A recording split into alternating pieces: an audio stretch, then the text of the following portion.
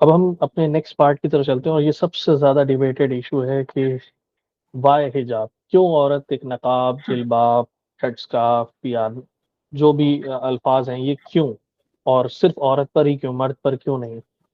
تو اسے آپ کس طرح دیکھتے ہیں، کیسے ایکسپلین کریں گے ایک نوجوان کو جو کالج میں پڑھ رہا ہے اور اس کے سامنے یہ پہلی بار یہ کوشچن آتا ہے اور اس کو ڈاؤٹ کریٹ ہوتا ہے، تو how would you tackle that?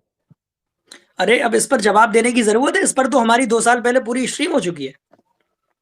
جی، اگر آپ شارٹ میں اسے ایڈریس کرنا چاہیں تو ٹیلی گرام پر ہمارے. ان شارٹ یہ کہ یہ کہنا کہ صرف عورت کو دیا گیا یہ جہالت ہوتی ہے. دیکھیں جو بھی فزیکل فیچرز ہوتے ہیں ہر مخلوق کے، اسے لباس اختیار کرنے کی جو چیزیں دی جاتی ہیں وہ اس کی فزیکل جو فیچرز ہیں ان کے حساب سے دی جاتی ہیں. فار ایگزامپل مرد کو پروردگار عالم نے کس نے کہا کہ مرد پر لازم نہیں کیا جسم ڈھکنا؟ کیا مرد کے لیے ستر عورت فرض نہیں ہے شریعت مطہرہ میں؟ یقیناً شرط ہے. اور عورت پر بھی ستر عورت فرض ہے. فرق کیا ہے کہ اس کے جو فزیکل فیچرز ہیں ان کے حساب سے ستر عورت کو لمٹ کیا گیا، اور مرد کے جو فزیکل فیچرز ہیں ان کے حساب سے اسے لمٹ کیا گیا. اب یہ کہنا کہ صرف عورت پہ، تو یہ جہالت ہوتی ہے، کیونکہ یہ فقہ اسلامی سے ان کا کوئی تعلق نہیں ہوتا. یہ ڈیپ نہیں جاتے اور یہ نہیں سوچتے کہ آخرکار یہ عورت کے لیے تو مرد کے لیے ہے تو کس حد میں ہے اور کیوں ہے. Point number 1. پوائنٹ نمبر 2 یہ کہ قرآن مقدس میں کلیئرلی مرد و عورت دونوں کو پردے کا حکم دیا گیا، جیسے جیسے جس کے فزیکل فیچرز ہیں ویسا ویسا پردہ ہے. سب سے پہلے آپ قرآن مقدس میں دیکھیں گے سورہ نور کی آیت نمبر 30 اور 31 کو آپ پڑھیے. آیت نمبر 30 اور 31 کو پڑھیے. اس میں اللہ تعالیٰ نے فرمایا، میں چاہوں گا کہ نیویگیٹ کر دیں، اس میں اللہ نے فرمایا قل للمؤمنین، اے نبی ایمان والے مردوں سے کہیے، یغضوا من ابصارہم، وہ اپنی نظروں کو نیچا رکھیں، ویحفظوا فروجہم. نمبر آپ ایک بار بتا دیں گے تو میں نیویگیٹ کر. یہ سورہ نور کی آیت نمبر 30.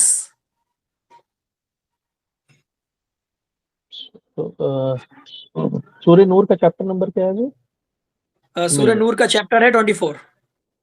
ٹھیک ہے، میں شیئر کر جی. آپ کو نظر آ رہا ہے؟ ہاں ٹھیک ہے، نیویگیٹ ہو گیا. آیت نمبر ہے 30.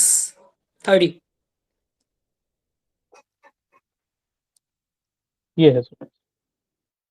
دیکھیں اس میں صاف صاف کلیئرلی یہ کہا گیا قل للمؤمنین، ایمان والے مردوں سے کہیے اے نبی، یغضوا من ابصارہم، اپنی نظروں کو وہ نیچا رکھیں، ویحفظوا فروجہم، اپنی پارسائی کی حفاظت کریں، اپنی جوانی کی حفاظت کریں، ذالک ازکی لہم، یہ ان کے لیے زیادہ ستھرا اور پاک ہے، ان اللہ خبیر بما یصنعون، اللہ تعالیٰ ان کی حرکتوں سے خبردار ہے، اللہ جانتا ہے. اس کے جسٹ اب آیت آئے گی، آیت نمبر 31. Please next.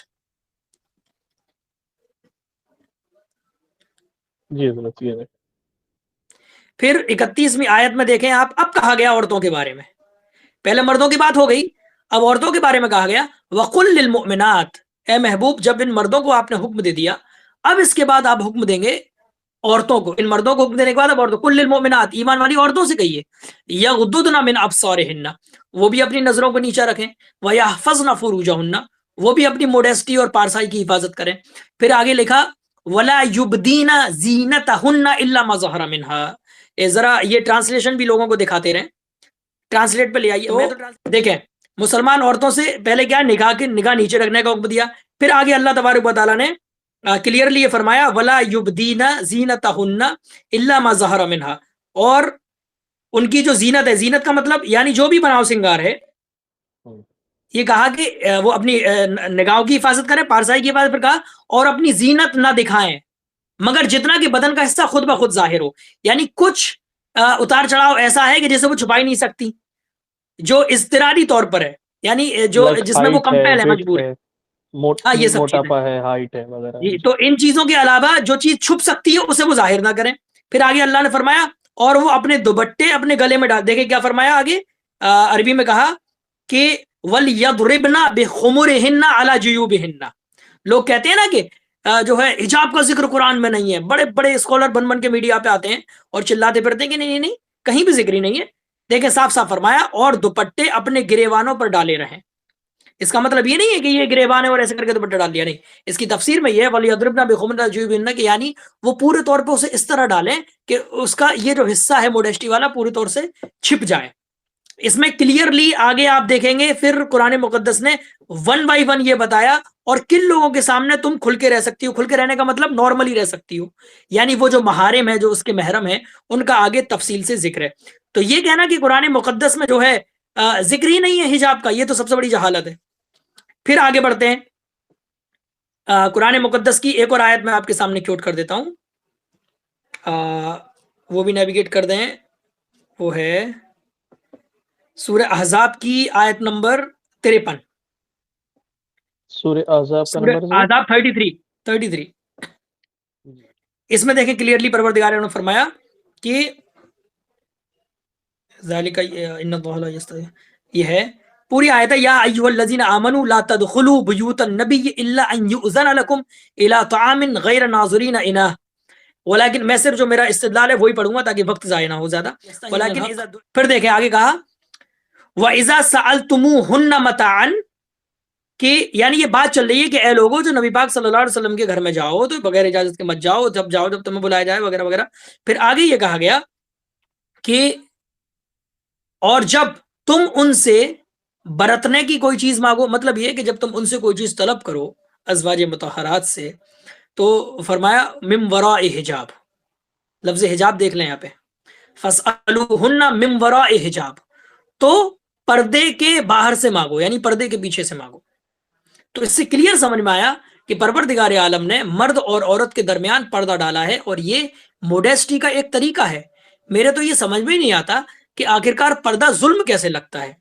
ظلم وہ ہوتا ہے کہ آپ کسی کو کوئی ایسی چیز نافذ کر دیں اس کے اوپر کہ جس میں وہ سکون حاصل نہ کرے اور اسے تمام نقصانات ہو رہے ہوں.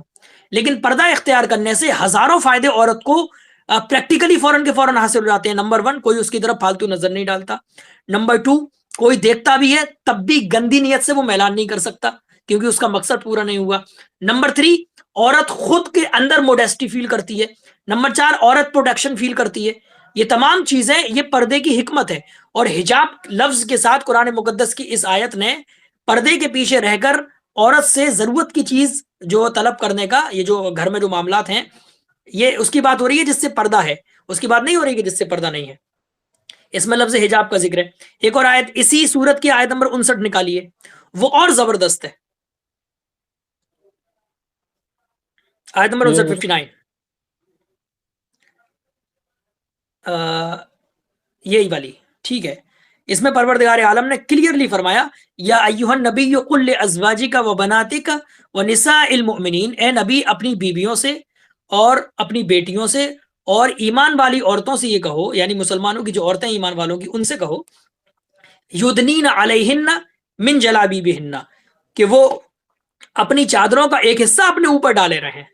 یعنی جو جلباب ہوتا ہے نا، بہت بڑا بالکل پورے جسم کو جو ڈھکتا ہے، جلباب کا یہ جمع ہے جلابیب. اگر آپ جلباب دیکھنا چاہتے ہیں تو جلباب آپ گوگل پہ سرچ کر کے دیکھ لیجئے گا جلباب کسے کہتے ہیں. تو یہاں پر جلباب کا معنی آیا ہے. اب جلباب کسے کہتے ہیں؟ وہ یہ ہے کہ پورے جسم پر عورت کے اوپر سے نیچے تک جسے کہا گیا کہ وہ جلباب ہے اس کا وہ استعمال کریں، اور جلباب کا ایک حصہ وہ جو ہے اپنے اوپر ڈالے رہیں. تو اس والی آیت سے کلیئرلی اس بات کا ذکر ہے کہ عورت کو برقع اور نقاب اوڑھنے کا حکم قرآن میں دیا گیا. اب بتائیے یہ کلیئرلی جو نصوص موجود ہیں، کلیئرلی آیتیں موجود ہیں، ان آیتوں کو ہونے کے باوجود بھی اس کا انکار کرنا. اور رہی بات حکمت کی، تو حکمت کلیئرلی ہے. اگر کوئی شخص نقاب اور حجاب کا انکار کرتا ہے تو اس کے پاس کوئی وجہ نہیں ہے سوائے اس کے کہ وہ یا تو فیمنزم کا مریض ہو چکا ہے یا پھر وہ موڈیسٹی کا مطلب نہیں سمجھا. اس کے علاوہ کوئی انٹلیکچوئل ریزن اس کے پاس ہے ہی نہیں جس سے وہ یہ پروو کر سکے کہ نقاب جو ہے وہ ظلم ہے یا حجاب جو ہے وہ ظلم ہے. اگر آپ عربک ڈکشنری میں جائیں گے تو نقاب ایک الگ چیز ہوتی ہے، جلباب الگ چیز ہوتی ہے، اور برقع الگ چیز ہوتی ہے. لیکن اوور آل جنرلی جس معنی میں اپنے یہاں یوز ہوتا ہے اپنے ملک میں، تو یہ سب ایک ہی معنی میں استعمال ہو جاتے ہیں.